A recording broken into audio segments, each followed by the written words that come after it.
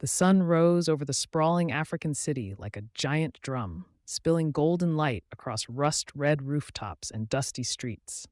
The call of a rooster mixed with the blaring horns of impatient taxi drivers. Vendors were already shouting their wares: roasted groundnuts, fried plantain, fresh mangoes, their voices competing with the cries of children chasing one another between wooden stalls. The smell of spiced suya smoke drifted through the air, clinging to the clothes of passersby.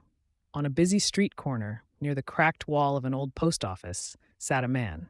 His clothes were worn thin, his sandals mismatched, his eyes clouded white with blindness. A small calabash bowl lay before him, barely holding a few coins. He tapped the ground with his long wooden stick, humming a low, haunting tune that rose above the city's noise. Some people passed without notice. Others stared briefly before looking away in shame. A few children whispered and giggled, pointing at him as if his blindness were a game. This was Okoro, the blind beggar. For years he had occupied this same corner, surviving on scraps of bread and the mercy of strangers.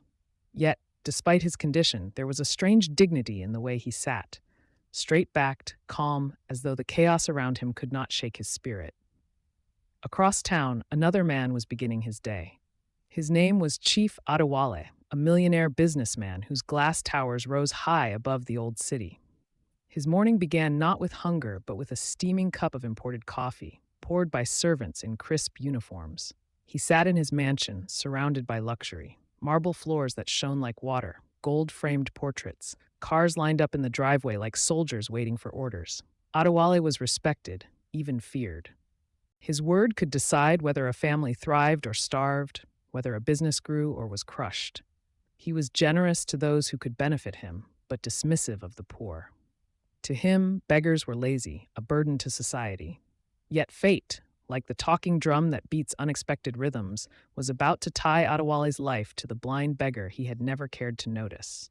As the city roared with life, two men, one wrapped in riches, the other wrapped in rags, were unknowingly walking toward a collision that would shake both their worlds. Okoro's day began not with breakfast, but with the rumbling of his empty stomach. He leaned against the wall of the old post office, listening to the rhythm of footsteps passing by. Each sound told him a story: the hurried sandals of a mother carrying firewood, the squeak of polished shoes belonging to a clerk, the heavy boots of a policeman, the laughter of schoolchildren dragging their feet reluctantly toward class. He raised his hand, voice calm but weary. "Good morning, my people. Spare a coin for a blind man. Even a crust of bread will bless your home." Some ignored him. Others tossed in a coin without looking. A young boy stopped, dropped half of his roasted groundnut into the bowl, and whispered shyly, "Uncle, pray for my exams." Okoro smiled, lifting his face toward the sun. "May your brain be sharp like the cutlass in the farmer's hand. You will pass, my son." This was his life. Moments of rejection pierced by brief sparks of kindness. He lived not only on food but also on faith, holding tight to the belief that no matter how dark the night, the cock will still crow at dawn. Meanwhile, across town, Chief Adewale was stepping into his black SUV. His driver bowed, opening the door. As the car pulled out of the mansion gates, Adewale scrolled through his phone, glancing at stock reports and business emails. His mind was occupied with money, power, and expansion. "Sir," his personal assistant asked timidly, "should we make a donation to the hospital fund this year? They've been calling." Adewale waved his hand dismissively. "Donation? Tell them to look elsewhere. I don't give money where it doesn't profit me." The assistant nodded silently. From the car window, Adewale spotted beggars by the roadside, men with missing limbs, women carrying babies with outstretched hands. He frowned. "See them? Always waiting, always begging, instead of working. This is why the country cannot move forward." In his heart, there was little room for compassion. But what he didn't know was that his life, protected by guards, wealth, and influence, would soon hang in the balance, and the one person destined to save him was none other than Okoro, the blind beggar he so despised. It was a blazing afternoon in the heart of the city. The streets buzzed with life, hawkers calling out their wares, danfo buses honking impatiently, the scent of roasted plantain mixing with the fumes of exhaust. Okoro, the blind beggar, tapped his cane carefully along the cracked pavement, his tin bowl clinking with a few coins. He had wandered a little farther than usual, guided only by the sounds of the crowd. On that very same street, Chief Adewale's convoy slowed down as traffic snarled. Impatient, he waved at his driver. "Park by the corner. I'll walk to the bank. These roads are always jammed."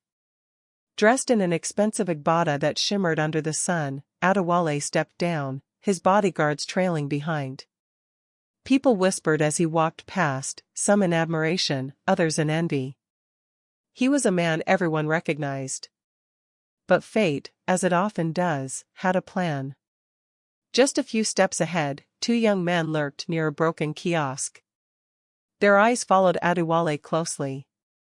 They weren't ordinary passers-by, they were desperate criminals, their minds fixed on robbery. One muttered, "That's him, the rich man. If we grab him here, quick, we fit collect plenty ransom." They moved swiftly. One pulled out a knife. Another reached for Adewale's gold wristwatch. The crowd gasped, scattering in fear.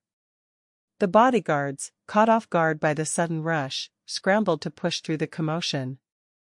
But before anyone could act, a voice rang out. "Behind you! Danger is near!" It was Okoro. Though blind, his ears caught the shuffle of hurried feet, the sharp inhale of the criminals before they struck, the metallic sound of a blade scraping against cloth. His instincts screamed. He didn't think twice.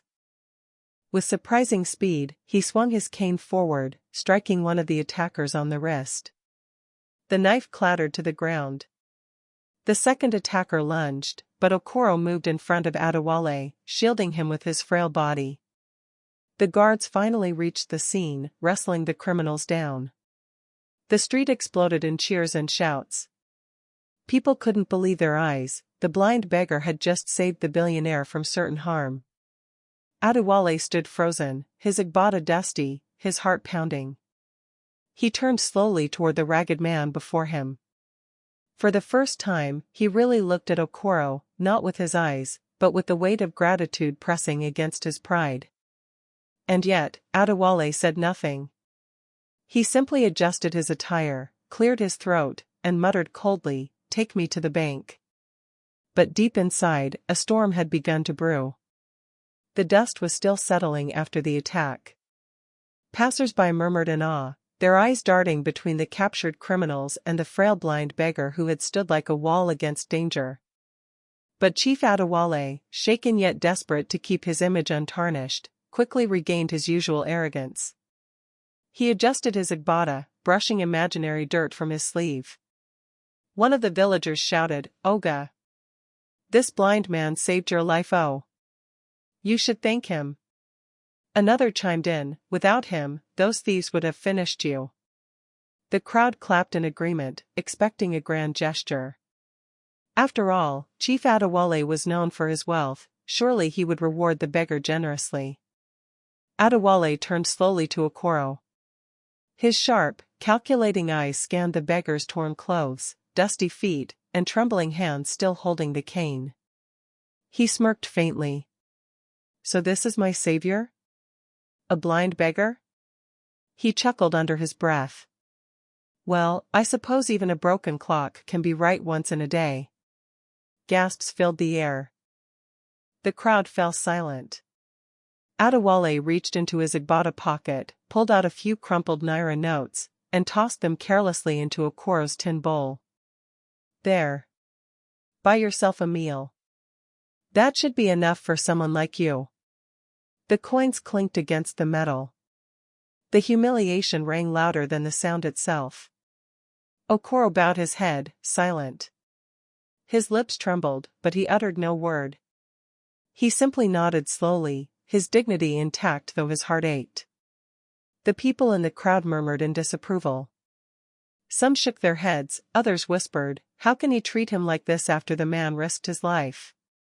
But Chief Adewale ignored them. His convoy moved forward, the guards pushing people aside. The millionaire walked away, his chin lifted high, his heart struggling with an emotion he refused to name, shame. Behind him, Okoro sat back down on the pavement, clutching his cane. The sun beat down on his weary shoulders. He didn't beg. He didn't complain. He simply whispered a proverb to himself: a tree may look weak, but in the storm, you'll know its strength. And though the world moved on, fate was not yet done weaving its threads. For soon, Adewale would discover the shocking truth about the man he had just humiliated. That evening, the village marketplace was buzzing louder than usual. The story of the blind beggar who saved Chief Adewale spread like wildfire. Traders paused their sales to recount it, children gathered in groups to reenact the scene, and elders shook their heads, muttering about the arrogance of the rich. "Can you imagine?" Mama Nkechi exclaimed to her neighbor. "That poor man saved his life, and all he got was some coins tossed at him like a dog." Elder Ibrahim, leaning on his carved walking stick, sighed deeply. This is why we say, the child who does not value the old may never see the wisdom of tomorrow. That beggar, he is not what he seems. His words caught the attention of the others. "What do you mean, elder?" a young man asked. The elder stroked his gray beard, his eyes narrowing as though peering into memory. "That blind man, Okoro, his voice, his stature. I swear I have seen him before. Many years ago, before these eyes grew too dim, there was a man in uniform. A man of great respect. His name? I cannot yet recall, but..." He tapped his stick on the ground. "I feel it in my bones, that beggar has a past." Meanwhile, in the shadows near the village well, two young men whispered. "I heard my father say that Okoro once lived in the city, not here in the streets." "Are you sure?" "Yes. He said Okoro used to be somebody important. Then suddenly, one day, he disappeared. Returned blind. Alone." The rumors began to swirl like harmattan dust. Who was this man really? Okoro, meanwhile, sat quietly by the roadside as the night breeze rustled the palm fronds above him. His tin bowl, half filled with coins from sympathetic villagers, sat untouched. He could hear the whispers all around, but he did not respond. His lips moved in a quiet prayer, and then he recited another proverb to himself: "The moon may hide behind the clouds, but it still lights the night." Deep in his heart, he knew the day was coming when the truth could no longer remain hidden. In Chief Adewale's grand mansion, the atmosphere was far from peaceful. The sprawling compound, with its marble floors, golden chandeliers, and fountains at the entrance, looked serene on the outside, but inside, the wealthy man was restless. He tossed and turned on his king-sized bed, his silk sheets offering no comfort. The face of the blind beggar haunted him like a shadow. Every time he closed his eyes, he saw Okoro's trembling hands reaching out to guide him, heard the urgency in his voice warning him of danger, and felt the sincerity of someone who had nothing, yet gave everything. Adewale sat up in frustration, muttering to himself. "Why do I keep thinking about him? He is just a beggar. A poor blind man. Why does he disturb me so?" His wife, Funk, noticed his agitation. "My husband, you have been pacing since yesterday. What troubles you?"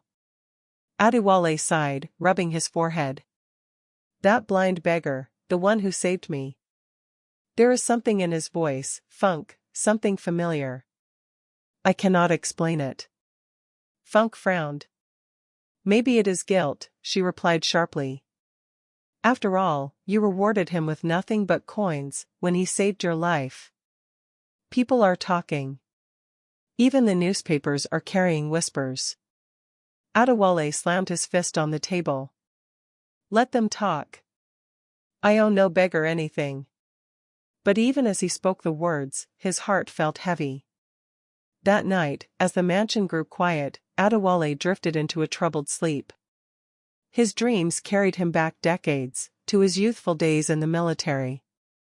He saw himself as a young officer, saluting a man of great stature, a decorated commander whose words inspired loyalty and fear alike. In the dream, the commander's deep, commanding voice echoed, "Remember, Adewale, true power lies not in wealth, but in honor. A man without honor is like a tree without roots. Adewale woke with a start, drenched in sweat. His heart pounded as the realization crept over him. The voice in his dream, the same deep, steady voice he had heard from the blind beggar. Could it be? Was Okoro once that very commander he had admired in his youth? Adewale stood by the window, staring into the darkness. For the first time in years, fear and uncertainty gnawed at him. And somewhere outside the mansion, carried on the night wind, came the faint sound of a flute, the same melody Okoro used to play quietly by the roadside. Adewale shivered. He knew this mystery was far from over. That night, far from the mansion, a group of men in dark uniforms gathered near the edge of the village. Their leader, Captain Balagan, studied a weathered file under the glow of a lantern. On the cover were the words, Colonel Chike Okoro, missing in action. Balagan's lips curled into a bitter smile. So, the old lion lives after all, hiding as a blind beggar. One of his men asked if they should capture him, but Balagan shook his head. No. If people discover he's alive, our betrayals will be exposed. He cannot live to tell his story. The soldiers prepared their weapons. The hunt for Okoro had begun. Meanwhile, in his mansion, Chief Adewale couldn't sleep. His wife noticed his restless pacing. You owe him your life, Funk reminded him softly. If this man once saved you, now it is your turn. Do not hesitate. At dawn, Adewale resolved to see Okoro. But as his car rolled toward the market road, he noticed dust rising in the distance, a squad of armed men marching in the same direction. His heart clenched. They were heading straight for Okoro. In the village, the blind beggar stirred from his mat, sensing danger even before hearing the boots on the earth. His years as a soldier had sharpened instincts that blindness could never erase. A small boy ran to him, whispering fearfully that armed strangers were asking about him. Okoro gripped his wooden staff firmly, a warrior's calm returning to his face. So, they have come at last, he murmured. Moments later, Captain Balagan and his men stormed into the market square. Villagers scattered into their huts, peeking from behind doors. Balagan smirked when he saw the blind beggar. Well, the ghost of Colonel Okoro. Okoro's head tilted toward the voice. That voice. Balagan. The coward who betrayed his own men in battle. Balagan's hand went to his pistol. You should have stayed dead, old man. Before he could fire, a car screeched to a halt. Chief Adewale stepped out and placed himself between Okoro and the soldiers. His voice rang out, firm and commanding. If you want him, you'll have to go through me. The villagers gasped, frozen between fear and hope. The past and the present had collided, and the air was heavy with the promise of violence. The sun was sinking low, painting the sky with strokes of orange and purple. The dust of the day's struggle had settled, but the marketplace still buzzed with awe. Children whispered the tale already, women clasped their hands in reverence, and men stood tall, proud that their village had defended its own. Colonel Okoro, the blind beggar no one had truly seen before, now sat with quiet dignity. The same mat where coins once fell at his feet had become a throne of respect. Adewale knelt beside him, voice steady but filled with emotion. From this day, you will never sit here as a beggar again. You are a father to this village. I will build a home for you, one worthy of the man you are. Your story must be told to every child who grows here, so they learn that greatness can wear rags, and wisdom can sit quietly at the roadside. The crowd cheered, and women ululated in joy.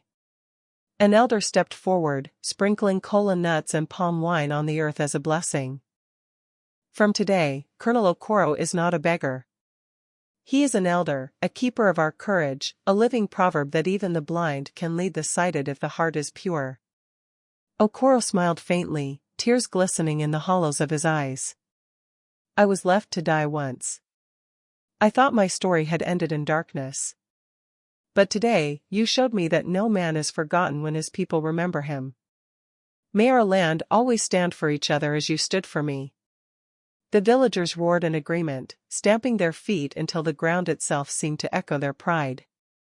Drums began to beat, songs rose into the evening air, and the once invisible beggar became the center of a celebration that would be told for generations. As Adewale looked at Okoro, a quiet thought settled in his heart: power is not in wealth, but in sacrifice. And legacy is not written in gold, but in the lives one touches. And so, under the African sunset, the blind beggar's true identity was no longer a secret. He was not a man of pity, but a man of honor, the soldier who had given everything, and in return, earned something greater than riches: the eternal respect of his people. The tale of the blind beggar who saved a millionaire's life became a legend whispered across the land, a reminder that destiny often hides in the most humble of places. What did you learn from the blind beggar's courage? In Africa, every life holds a story of strength and dignity. If this tale touched you, give it a like, share it with others, and subscribe to African Tales Haven for more stories that inspire, teach, and awaken the spirit. Until next time, remember, greatness often hides in the most humble places.